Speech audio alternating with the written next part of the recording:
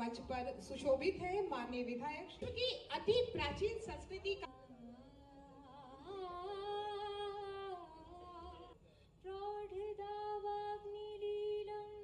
के लिए रिक्वेस्ट करते हैं, निवेदन करते हैं पद्मश्री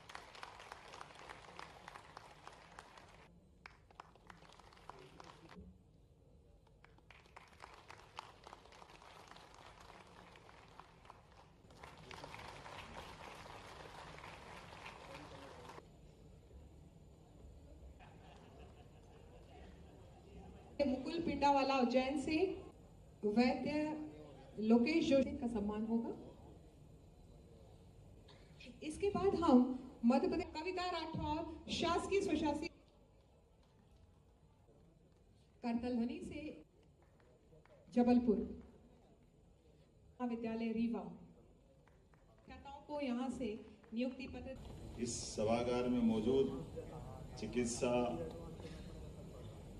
क्षेत्र के सभी सम्माननीय अतिथिगण, विद्यार्थीगण, पत्रकार साथियों, प्यारे मित्रों, आप सबका मध्य प्रदेश सरकार की ओर से अभिनंदन करता, स्वागत करता हूं। हमारे लिए सौभाग्य की बात है और कितना सुखद संयोग है जब हमारा ये सम्मेलन चल रहा है। इस चलते सम्मेलन में हमारी वह अवधारणा की पुष्टि भी हो रही है। जब आयुर्वेद की बात कर रहे हैं तो आयुर्वेद वास्तव में आज के समय में हजारों साल पुरानी परंपरा, लेकिन ज्ञात इतिहास में 5000 साल पुरानी तो मान ही लें। लेकिन अब जब दुनिया इस तरफ जा रही है, देख रही, समझ रही है, हम उनके एक तरह से राजदूत हैं। भारत हमारी इस विधा का दुनिया के अंदर और यशस्वी प्रधानमंत्री तो क्या बात है, आपके ब्रांड एम्बेसडर है, ब्रांड एम्बेसडर। और भारत से बाहर जाकर के यशस्वी प्रधानमंत्री श्रीमान नरेंद्र मोदी जी कितने प्रकार से कोई व्यक्ति कितने मोर्चों पे काम कर सकता है। हम सब सौभाग्यशाली हैं कि हाँ, हम दुनिया के सबसे बड़े लोकतंत्र के सबसे बड़े पद के ऊपर यशस्वी प्रधानमंत्री श्रीमान नरेंद्र मोदी जी को देख करके उनके काम के, उनके गुणों के, उनके द्वारा सत्ता चलाई जाने के साक्षी भी हैं और हिस्सेदार भी। हमारे लिए सौभाग्य की बात है। परमात्मा ने जीवन अगर हमको दिया तो परमात्मा ने परस्पर अवलंबित जीवन दिया, एक दूसरे को जोड़ के दिया। ये अभी और कोई विधा को मालूम नहीं कि जहां आप हवा पानी जीवन जी रहे हैं, जहां आपका जन्म हो रहा है, जहां आपके शरीर में व्याधि आ रही, बीमारी आ रही, वहीं परमात्मा ने प्रकृति में आपको जीवन के लिए औषधि भी दी है। ये केवल आयुर्वेद वाले जानते हैं और कोई नहीं जानता। और ये भी उसी थीम पर है जिस थीम पर हम जानते हैं कि हाँ, हम अपना जीवन का एक पल भी जी रहे हैं तो हमको ऑक्सीजन कहां से मिल रही है?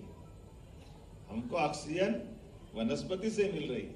वो हमारी कार्बन डाइऑक्साइड ले रहे हैं, ऑक्सीजन दे रहे हैं। तो ये परस्पर प्रकृति का एक दूसरे के साथ जीने का इससे बड़ा उदाहरण क्या होगा? ये जो हजारों साल से, लाखों साल से इस बात को लेकर चलने का मार्ग ही तो आयुर्वेद है। इसके बाहर क्या है? इसके अंदर ही अंदर सब कुछ है। और इसीलिए केवल एक नहीं, कितने प्रकार से आयुर्वेद अपने अपनी जगह बनाता है। कोई जानते हैं, कोई नहीं जानते। आयुर्वेद का अपना मूल भाव न बदल जाए, इसकी आवश्यक सावधान भी रखें और आयुर्वेद के माध्यम से जो दुनिया को निरोगी रखने का संकल्प वो भी पूरा हो। इसलिए यशस्वी प्रधानमंत्री के नेतृत्व में हमने जब दोबारा ये सरकार यहाँ अपनी मध्य प्रदेश में बनी तो सरकार के बनते हमने कई संकल्प लिए। उसमें एक संकल्प ये भी लिया कि मध्य प्रदेश में वनौषधि पर्याप्त मात्रा में और भौगोलिक रूप से बहुत समृद्ध हमारा ये मध्य प्रदेश है।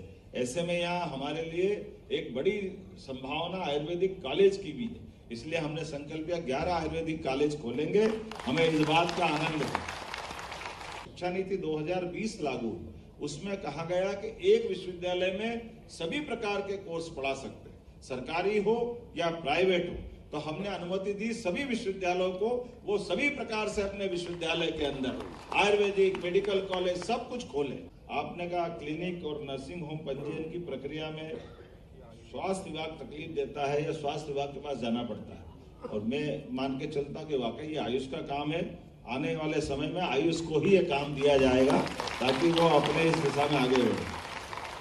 आपने कहा कि अखिल भारतीय आयुर्वेद संस्थान, ये जरूर हम इस पे काम कर रहे हैं।